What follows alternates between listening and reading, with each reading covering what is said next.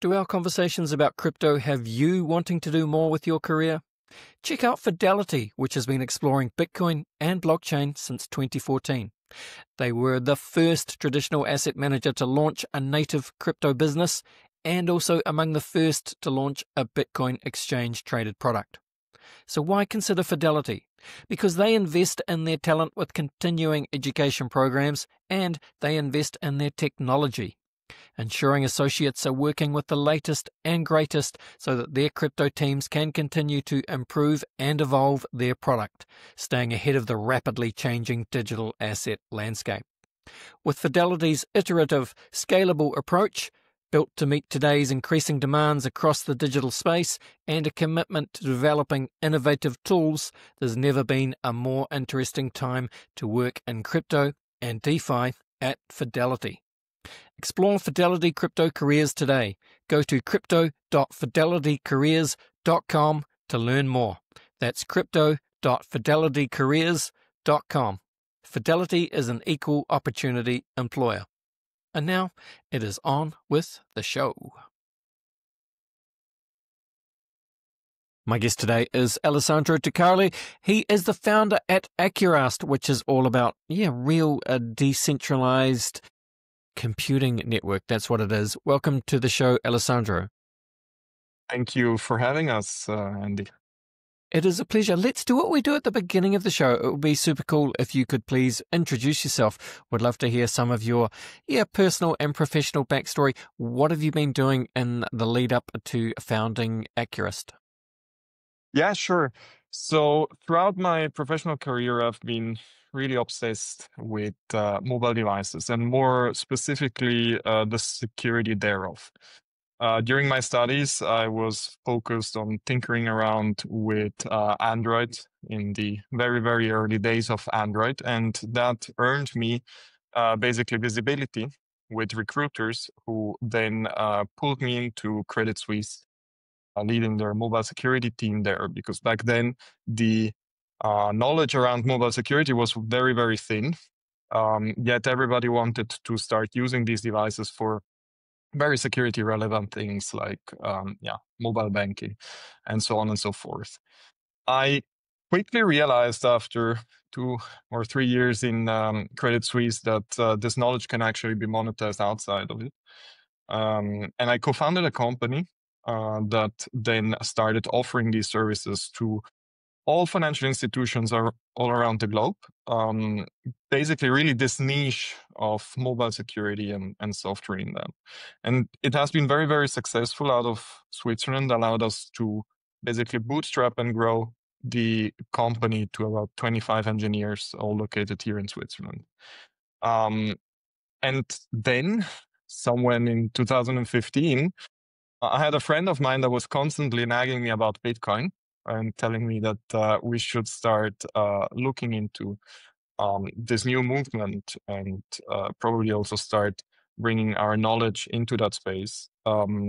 I then said to the team, hey, why don't we do the following and start a self-custody solution, which was called AirGap, which is still around today, by the way, with a separate team.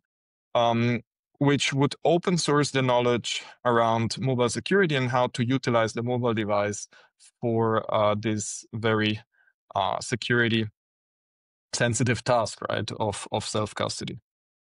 And one thing led to another. We started working with many of the larger foundations here in Switzerland of all these large protocols that manage to gain strength and visibility throughout the ICO hype. And we got asked many, many times, like, why don't you actually launch an own protocol? Why don't you start a new token and so on and so forth? Now, the reason was because we basically didn't have really an idea that was worthy an own protocol. That was up until Acurast, which brings us back 3 years now, where we started to realize that the vision of decentralized compute is really, really strong. And I believe the killer use case of crypto. the ability to basically organize people around this idea that you can source and provide compute through the masses for useful tasks is very, very strong and has already been out there for quite some time. I remember that already in 2017, people started thinking about this and pioneering the space. But one thing that I realized was missing was the security layer. And why that is so important is because many of the decentralized compute networks out there suffer from fake hardware effectively, right? People don't really know if the compute is real or not. Oftentimes it gets also faked, simulated, emulated, virtualized, which obviously will make the network less and less useful. Now, there's various ways to tackle security. And depending on which way you choose to go, you have more or less overhead. If you add a lot of overhead, the whole protocol will not be able to deliver the value at the cost that you want. It's already hard enough to compete with centralized players there. So what we realized is that if you leverage the security chip of the mobile device, which is really, really strong, to offer something called a trusted execution environment, you will be able to attest every single piece of hardware that joins the network. And that's basically what we do at Acurast. Acurast is a decentralized compute network, which is all entirely and exclusively powered by mobile devices. And we'll get the chance to maybe double click on why mobile devices further, but security played a very big role for us to get started, because once you solve the problem of knowing that you actually bring real hardware and real compute to the network, you solve one of the biggest challenges of all these networks that tried to monetize and bring decentralized compute to the masses. And yeah. All right. Well, let's pause there and let's nutshell it down a little bit. Just give people a sense of exactly what you're doing. So it's a decentralized compute platform powered by mobile devices, essentially. So explain why that is potentially valuable. So there are a number of use cases, I guess, but that's probably the best way for people to understand, right? Right. The fact is that these mobile devices that we carry around make up for the vast majority of compute available worldwide, period. So there is a big misconception that big compute lies in data centers. You have way more compute that is actually in consumer devices that are in our households. So already from that aspect alone, if you try to build up a decentralized compute network, not tapping into the vast majority of compute is just a big, big mistake, right? And that's basically what we focused on. I mean, the other reason is as well, my obsession for mobile devices actually led us down this path, right? And it was only after that we realized if you want to offer a very, very accessible way for people to provide compute so that they don't need to be nerds or really understand Linux and all that stuff, it is through the mobile device. So there's a couple of aspects where you're bringing down the barrier to enter and provide compute massively if you go with the mobile device. Now, the devices are getting more and more powerful every single year. And there is one specific metric where these devices really excel at, and that's the compute per watt. Now, they never had the privilege of being plugged in 24/7, but consumers are demanding more and more power on battery, basically. So some of the most efficient, if not the most efficient chips out there are in mobile devices, which turns out that for operating costs are also really, really great, because the biggest operating cost that you have when running compute is electricity, right? So these mobile devices actually allow you to spin up a highly efficient compute network out there. Yes, so those are some of the reasons. I mean, the vast majority of compute is in mobile devices, and then the accessibility of that compute and the security that I mentioned earlier on. And of course, Alessandro, I suppose one of it's not the elephant in the room, but one of the looming use case vectors is just the way that the world is heading as we race headlong into an AI-powered future. And there's an incredible demand, of course, around the world for different forms of compute to run all the different AI models that are coming, and of course the next wave of AI agents and whatever the internet looks like. Why do you think there's going to be a difference between, say, the existing centralized cloud providers and decentralized networks such as what you and your team at Acurast are building? Why is it important to have, I guess, both options to kind of future-proof the future, if you like? Well, I think that you have a couple of options if you want to source that compute, right?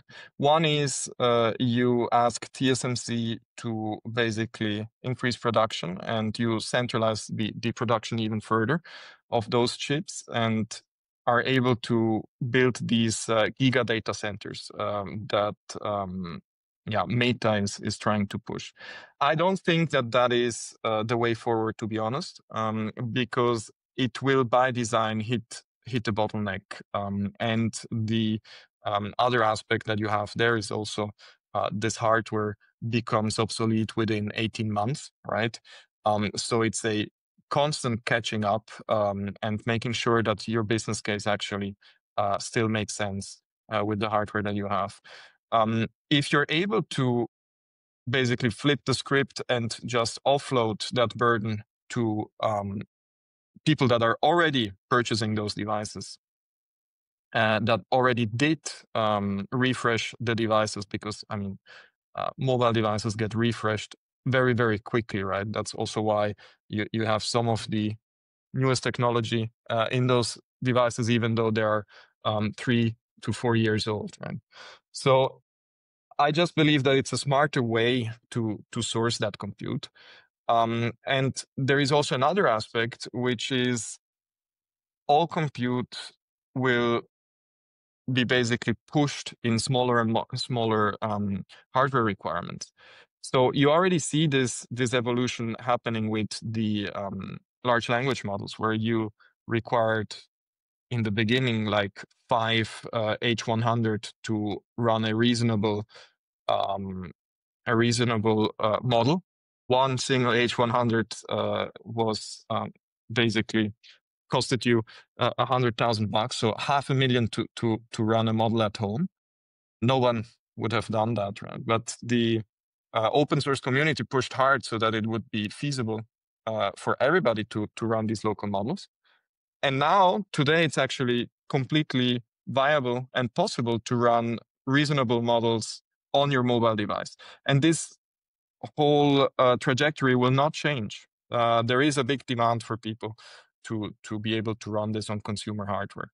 And I believe that, yes, it's a little bit thinking ahead, but a network like Acurast, where you have compute that is in the realm of 8 cores, 8 gigabytes of RAM with GPUs, then those will definitely be a perfect match for the new wave of AI models and agents that are coming up. And another aspect, and this is a little bit me being pedantic about the security, is that these devices really allow you to run in a execution environment that is completely isolated and opaque to whoever is providing the compute. This is called confidential computing, and that is not a nice to have for the agentic future, but a must have.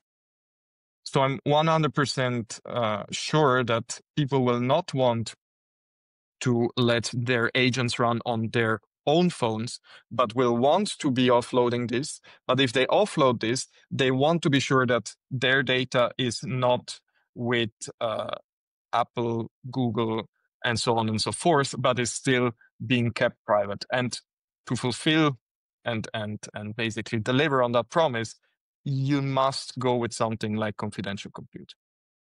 Yeah, makes sense. Look, all this sounds amazing. Citizen-owned infrastructure. It sounds great. It sounds revolutionary. I guess one of the stumbling blocks is, of course, the age-old problem. How do you convince all of the billions of smartphone owners around the world to add their device to the network so they can earn something and help power the AI future? How do you get people to adopt? I mean, one thing that you're bringing up with this question is also the massive scale that mobile compute has, right? We have already today about 7 billion mobile devices in circulation.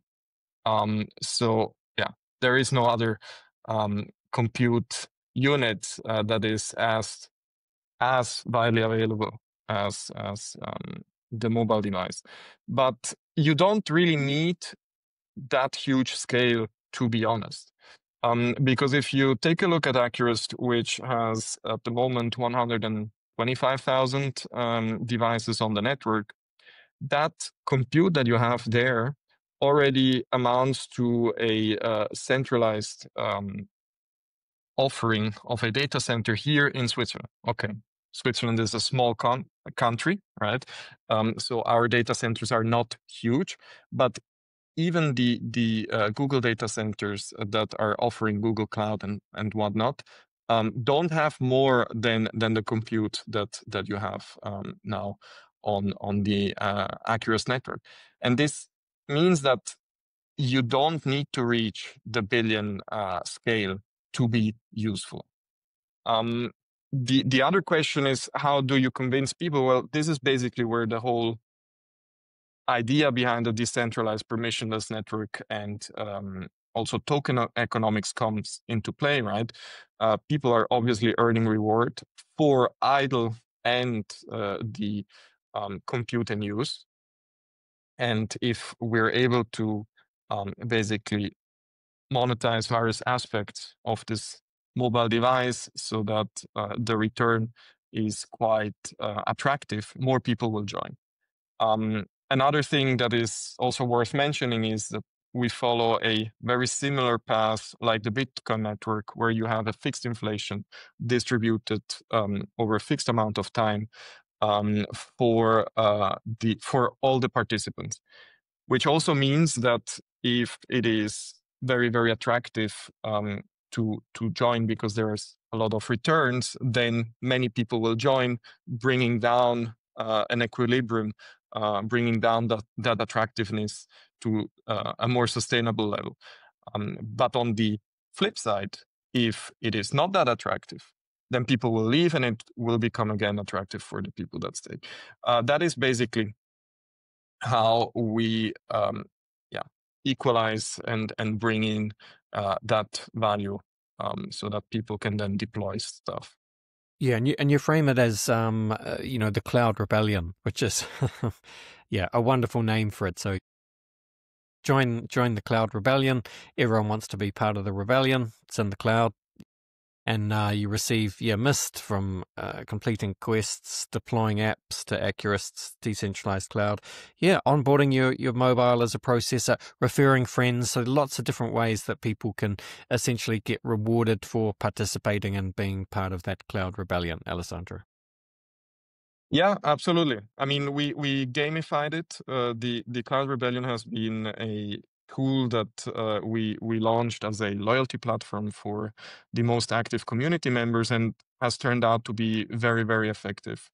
And people really are participating a lot, and you can see as well on all social media how proud people are of their setups, farms, and so on and so forth. It's essentially part of the growing deepen trend, right? So, deepen has been one of the, I guess, it's been a narrative that's been at the forefront of markets and market commentary over the last 24 months or so. And to some extent it's a buzzword, but how do you frame it in terms of a kind of smartphone based deepen network is kind of generally moving the needle for doing something groundbreaking, like potentially democratizing AI compute? I mean, maybe I have a little bit of contrarian view on what a deepen network is. Some people will also not like necessarily my definition, but whenever people get organized through a software protocol to offer a specific service, for me that is, and infrastructure is required, for me that is a deepen. So by my definition, also something like the Bitcoin network, which requires investment into mining hardware so that you can participate and secure the network and allow those transactions to be made borderless and permissionless worldwide.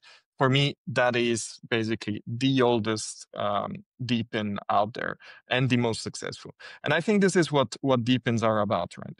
They crowdsource infrastructure and orchestrate and organize it with an open source permissionless protocol.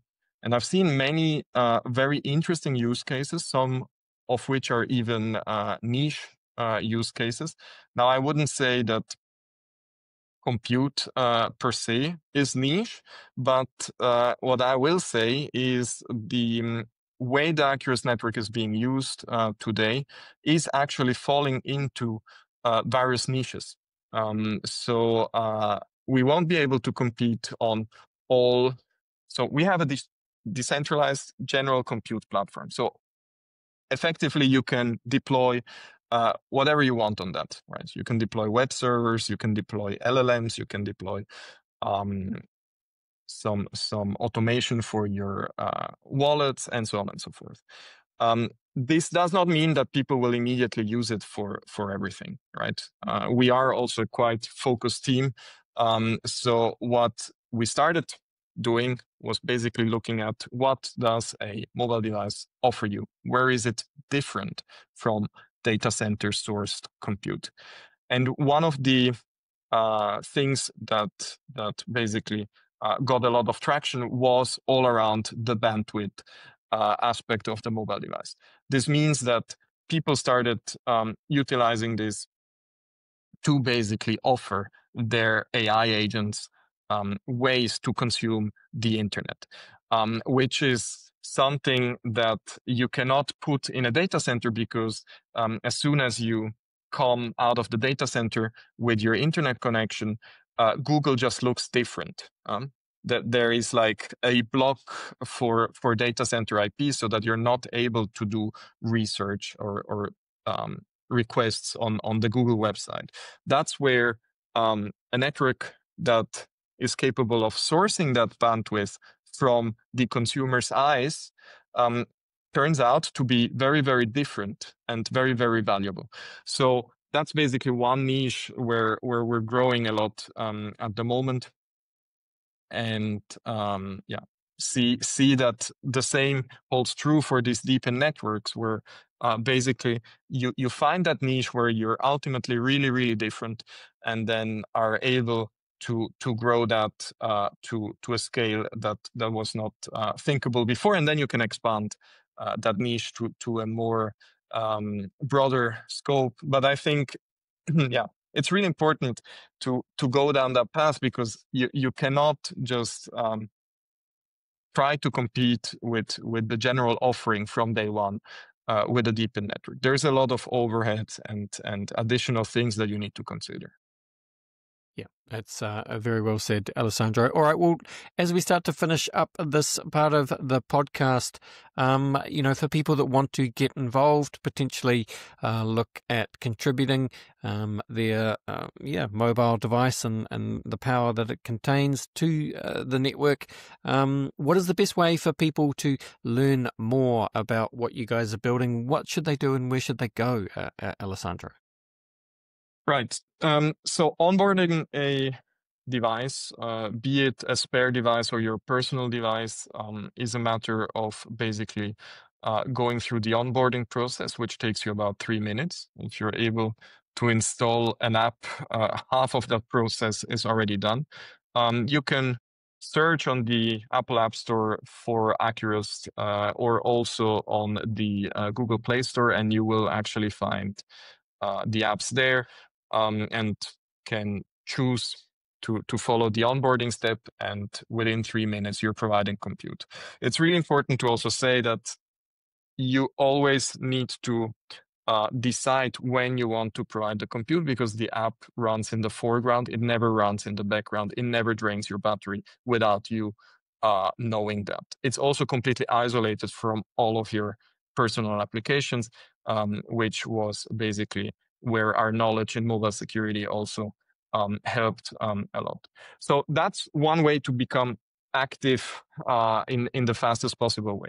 The other way, if you want to learn more about the network, learn more about how to deploy things, learn more about how to utilize it, hub.acurast.com is where you will find all of the information needed to deploy stuff and so on and so forth. If you have questions, be it on how to onboard mobile devices or how to utilize the compute, the Discord channels are really, really active. You will find a link to those as well on the hub.acurast.com. Yes, indeed. So Acurast.com, and that link is in the show notes, listeners. But that means it is time to go for a very quick break. And then after we return, we'll finish off. We'll have some fun. We'll run Alessandro through the very famous crypto conversation hot take round back in 1 second. All right, we are back, and I'm with Alessandro, who, of course, is the founder of Acurast. Join the cloud rebellion.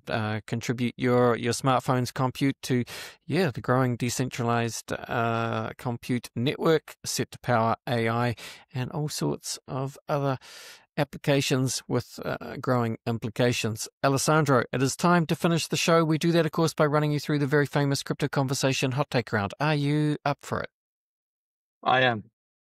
Just going to run some questions at you, my friend. No right or wrong way to do it. I just want you to give me kind of quickish, short, snappy answers, hot take style, if you like.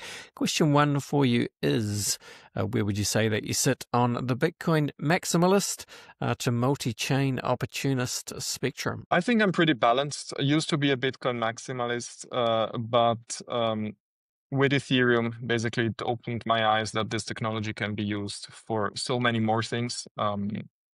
So I would say a little bit in the center. Fair enough. All right. Well, what would you say, Alessandro, is your firmest conviction crypto opinion? I do believe that permissionlessness is key. Having as low of entry barriers as possible is what matters. And ultimately, everything else is just a cash grab, which I wouldn't suggest people to participate in. Very well said, and I very much agree. Look, Alessandro, Bill Gates famously said that we tend to overestimate what we can accomplish in 2 years and underestimate what we can accomplish in 10. So, with that in mind, 10 years is a very long time indeed.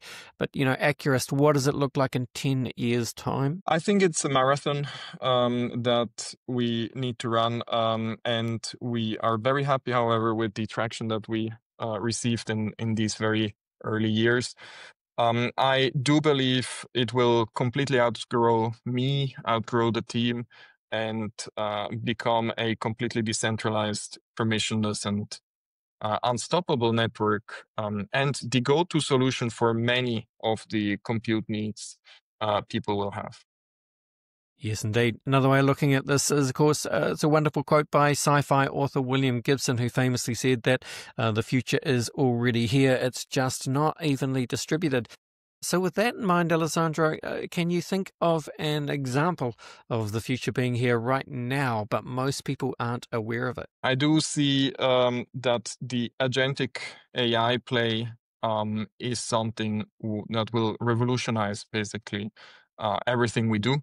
I do think that it will help us cut down the consumption and the blob of the internet, basically trying to persuade you to buy things. But in order to be able to deliver that, the security aspect is really, really key. So yeah, keep an eye open for those agentic AI play. I think it is quite revolutionary. Yes, indeed. And it brings us nicely to the final question, which is very simply, what is your favorite science fiction book, film, or TV show? Well, the Orwell, I think there is also some humor in it, and yeah, I really like the author there. And I would also like to say there is a very dear friend of mine who envisioned the Acurast network already about 4 or 5 years ago. And he is a science fiction writer. He's called Toby Weston. And I would like to also give credits to him for allowing us to get that inspiration from him. Fantastic. Shout out to Toby. All right. Hey, this has been a lot of fun. Alessandro, thank you so much for coming on the show and spending some time with us today. Just to close it out, again, tell people where they can go to learn all about what you and the team are building at Acurast. Thank you so much for having me. That is a pleasure. And the link, folks, is, simply acurast.com. Links in the show notes, all that good stuff. Thank you so much, Alessandro. All the best, and bye for now. Thanks. Bye-bye.